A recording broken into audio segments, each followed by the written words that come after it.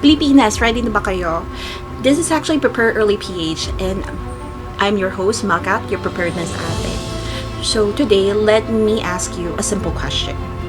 When do most people start preparing, or when do most people start preparing for disaster? Is it a week before, days before, or only when they see everyone else is actually rushing?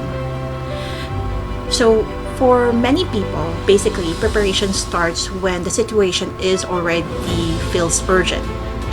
And honestly, dito ko rin mas naintindihan kung bakit kailangan mag-prepare na early.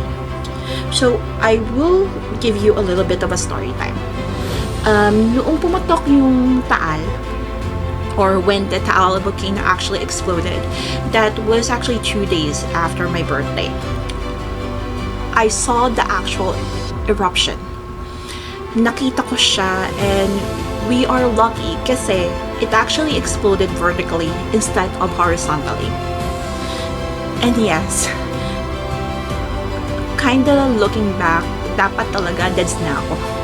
But I'm basically very grateful that it didn't happen. So, yung mga time na yon is when we actually when we had to leave the actual area. We did not have everything ready.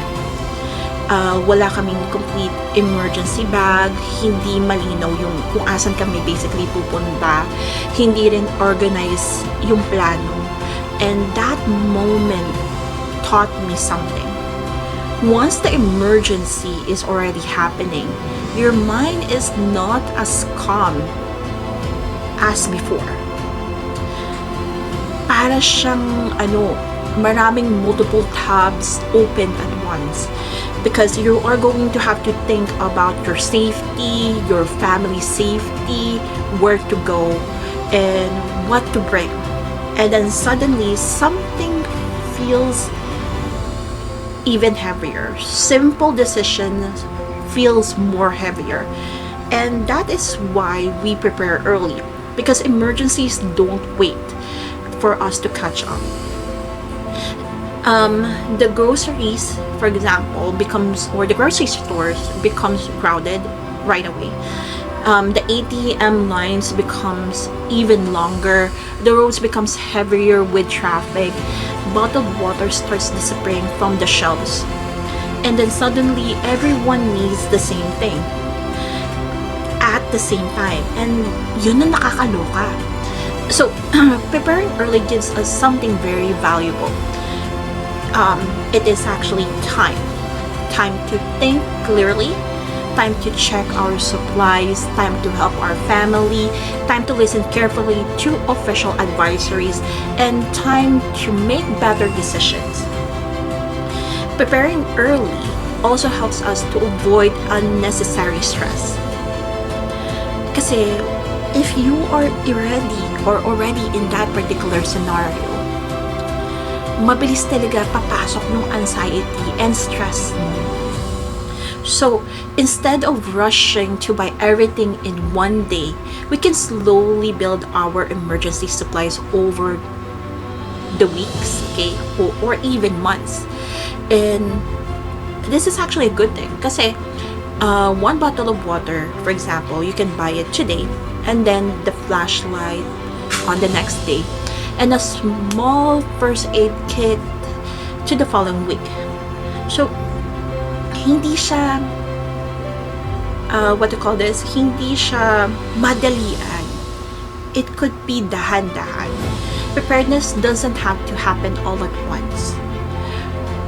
It usually takes small steps, one step at a time, done consistently, and over time it becomes a big preparation for us. And here is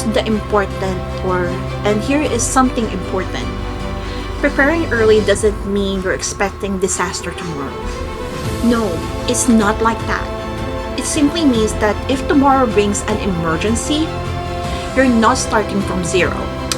So, think about it this way.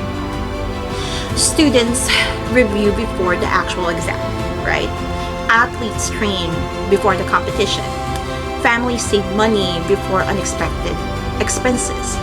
So, preparation always comes before the actual challenge itself. Emergency preparedness is no different because once the emergency begins, there's no longer the best time to start making an actual plan. Kasi on the actual emergency talaga, kung ano ang pinakamabilis na solusyon na papasok sa utak mo, yun na yung mangyayari or yun na yung gagawin mo. You cannot really think clearer.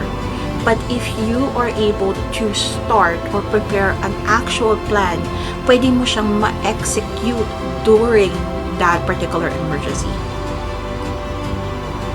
So the best time to prepare is while the life is still calm.